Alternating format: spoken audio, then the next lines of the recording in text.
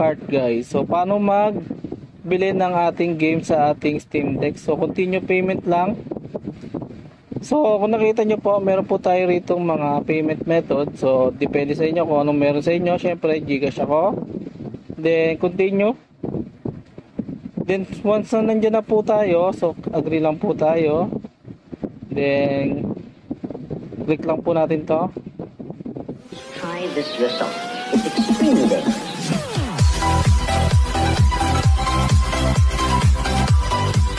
Guys, bibili po tayo ng game sa ating Steam Deck OLED guys. So kung nakikita nyo po, sa Steam po tayo bibili ng games guys. So punta lang po tayo sa store.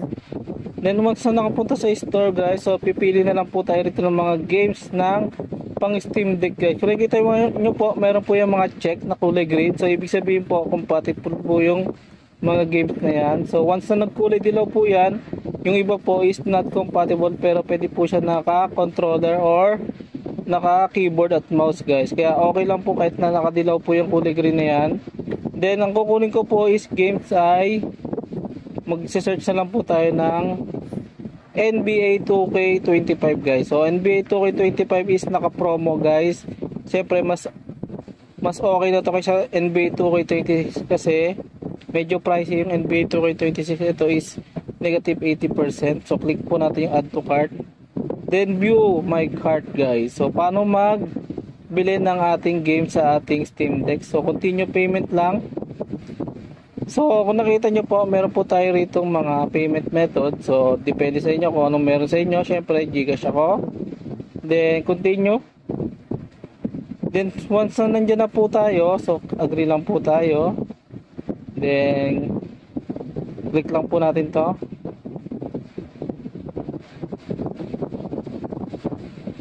So yun po guys, so yan po ang gagawin natin. Ito lang po, screen lang po natin to, i-scan lang po natin tong ating QR code.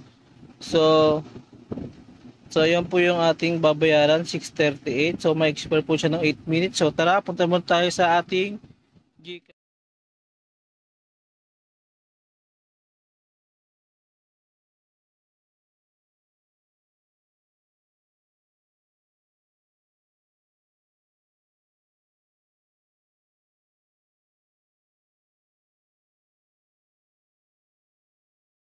So yun na nga guys, no, meron na po tayong NBA 2K25 sa ating library guys. So install na lang po natin yan. So napakalaki po niya is 141 gig guys. So mukhang maghapon tayo magda-download nito kasi sobrang taas po ng ating gig ng ating 2K25 guys. Kaya install na po natin. So tara, let's go! So ayan po, so kunwari lang binabasa pero accept lang po natin yan. So ayan na nga guys, so naka downloading na po siya. Medyo mataas lang talaga yung kanyang downloading gig guys. Medyo makati-kati. So isang maghapon na naman sigurong downloadan yan. So ayan guys, nag-aano lang yan.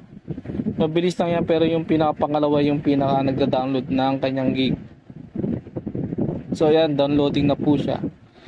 So sana ma-download po natin agad para makapaglaro tayo ng 2K25 sa ating Steam Deck. So pwede rin po yan sa ating computer guys, kasi once na binili na po natin yan, so yung sa Steam Deck natin sa computer, so pwede rin natin i-install yan sa computer guys. So malalaro natin yan sa computer saka sa ating Steam Deck. So yun nga, peace out. Once again, this is your J-Throne TV. See you guys to my next video. Peace out.